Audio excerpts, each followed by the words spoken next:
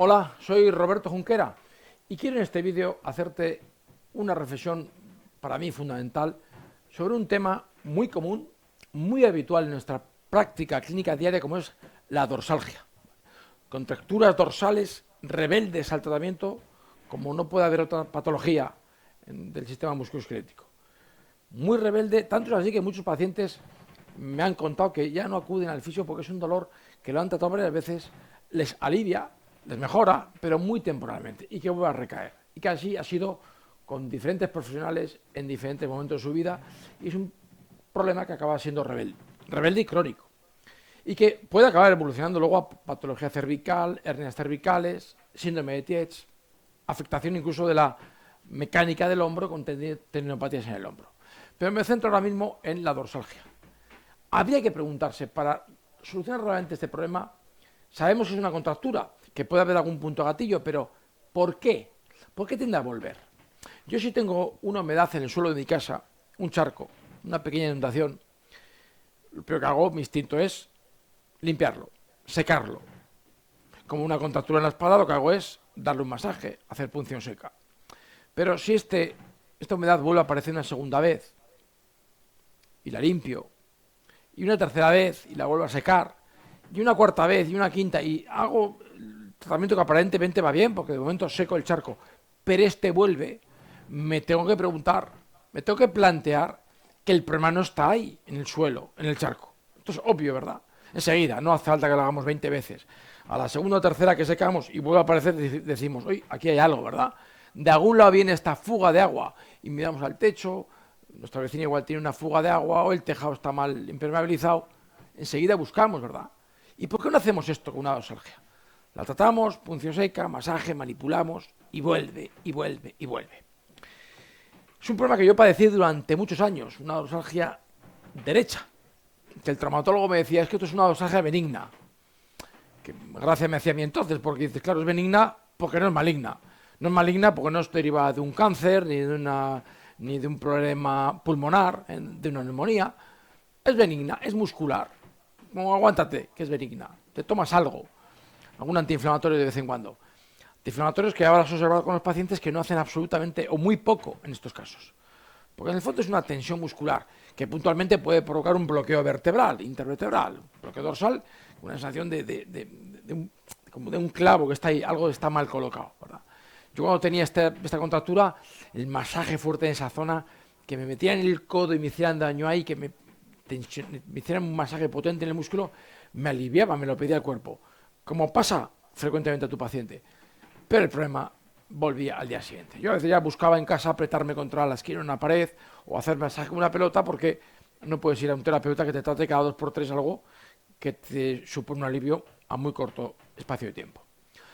Dosaje benigna y así me quedé durante mucho tiempo, hasta que en una conferencia, que nada tenía que ver con el mundo el que yo había estudiado, una conferencia de medicina oriental, pues puse un ejemplo, el profesor, de algunos reflejos viscerales, no tanto reflejos del órgano en sí, sino consecuencias que el órgano provoca en la musculatura.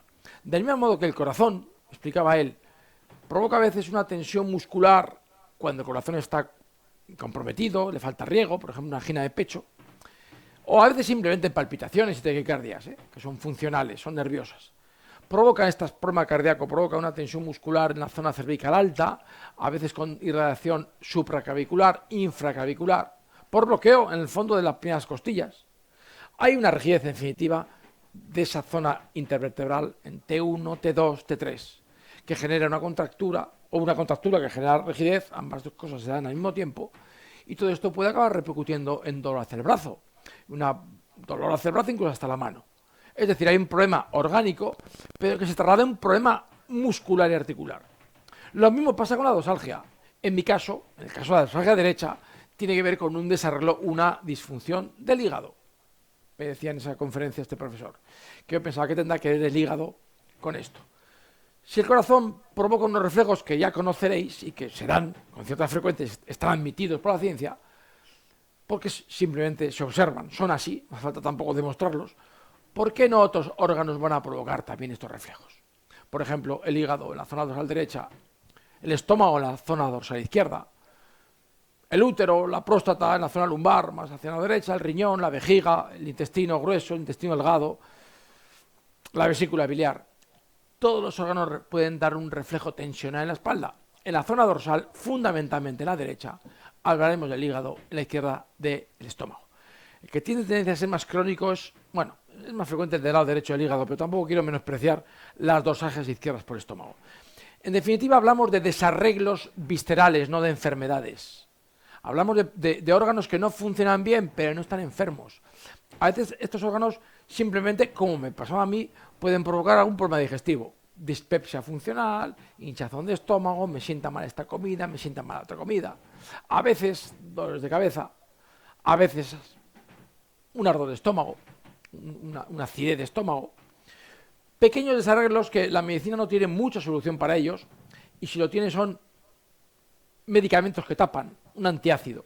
Vale, ya no tienes acidez, pero el desarreglo nervioso que ha conducido a ese problema de estómago sigue presente. Porque en el fondo el origen de estas disfunciones suele ser estrés, algún tipo de emoción concreta, porque cada emoción puede afectar a un órgano. En el caso del hígado, pues la impaciencia, la presión, el enfado; en el estómago la obsesión. Bueno, emociones que a veces son circunstancias de la vida cotidiana que se transforman en esa emoción y afectan al órgano. Incluso el carácter, hay determinados tipos de carácter que van a favorecer que un órgano sea un punto débil. Que luego ese carácter también tendrá sus causas que lo fraguaron. Sería largo de analizar, pero en definitiva, desarreglos viscerales de origen nervioso, sin tampoco descartar la influencia que puede tener una dieta desequilibrada o ciertos alimentos en estos órganos. Y esta conjunción entre carácter, estrés, emoción, alimentación, ahí está el origen de estos desarrollos viscerales que se reflejan, que nos avisan, entre otras cosas, a través del sistema musculoesquelético, en forma de una dorsalgia, de una contractura dorsal, de un punto gatillo muy crónico, muy reverte al tratamiento, porque estamos tratando solamente ese charco que se forma y no la causa, la fuga de agua que lo origina. Viéndolo de esta forma, entendiendo en conjunto el problema, una dorsalgia, por muy rebelde que sea, se puede eliminar con tratamientos de plantas medicinales, correcciones alimentarias, haciendo al paciente consciente de su carácter a veces, o de sus desequilibrios emocionales, o de su estrés, haciendo más ejercicio físico. Bueno, esto sería largo de explicar, porque en cada persona hay un tratamiento un poco más individualizado, pero viendo en conjunto al paciente de una forma holística o global, integral, así podemos tratar la consecuencia que todo esto tiene en el sistema musculoesquelético. En esa zona dorsal, y ojo, todos los problemas que una rigidez dorsal, una contractura dorsal crónica puede acabar teniendo, como problemas de hombro, cervicales, etc. ¿Vale?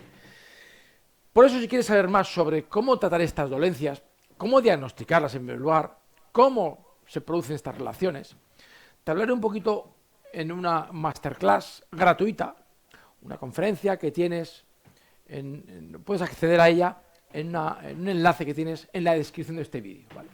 Ahí podrás acceder a esta conferencia. Estoy seguro que va a ser un antes y un después en la forma en la que tú entiendes muchas, no solamente la dorsalgia, sino otras muchas dolencias musculoesqueléticas. Estoy seguro que va a ser de tu interés.